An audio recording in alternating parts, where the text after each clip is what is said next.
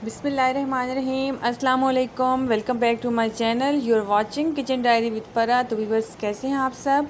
तो आज मैं बनाऊंगी बहुत ही मज़ेदार यमी क्रीमी सा बनाना मिल्क शेक। और ये बहुत ही हेल्दी मिल्क शेक होता है और बच्चे बहुत शौक़ से पीते हैं। तो चलें शुरू करते हैं बनाना।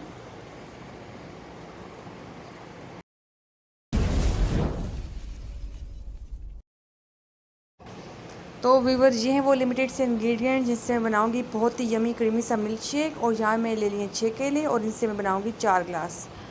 और यहाँ मैंने लिए 2 छोटे वाले डब्बे मिल्क पैक के, आप चाहें तो खुला दूध यूज़ कर लें, और 1 डब्बा मिल्क पैक क्रीम।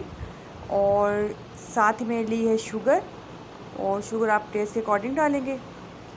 और व्यूवर्स, ये है थोड़ा सा कोको पाउडर, और इसका क्या करना है ये मैं आपको लास्ट में बताऊँगी।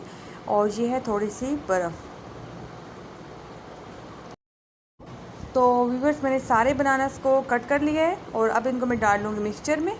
और साथ ही मैं इसके शामिल कर लूँगी दूध भी।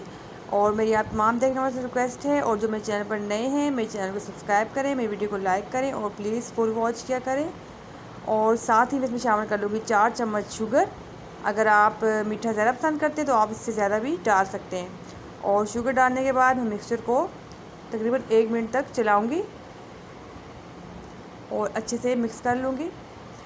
तो व्यूअर्स, अब मैं इसमें डालूँगी बर्फ़, और साथ ही मैं इसमें शामिल कर लूँगी मिल्क पैक क्रीम तकरीबन 4 से 5 चम्मच, जिससे हमारे मिल्क शेक का टेस्ट बहुत ही क्रीमी और बहुत ही यमी होता है। और व्यूअर्स, अब मैं दोबारा इसे तकरीबन 1 से 1.5 मिनट तक मिक्सर को चला लूँगी और अच्छा सा मिल्क शेक तैयार कर लूँगी। तो ये देखिए व्यूअर्स, ये है हमारे मिल्क शेक की फ़ाइनल लुक। और इस पर मैंने डाल लिया है शेक के ऊपर थोड़ा सा कोको पाउडर, इससे इसका टेस्ट बहुत अच्छा आएगा। आप भी ज़रूर ट्राई कीजिएगा और कमेंट में बताइएगा। तब तक के लिए अल्लाह हाफिज़।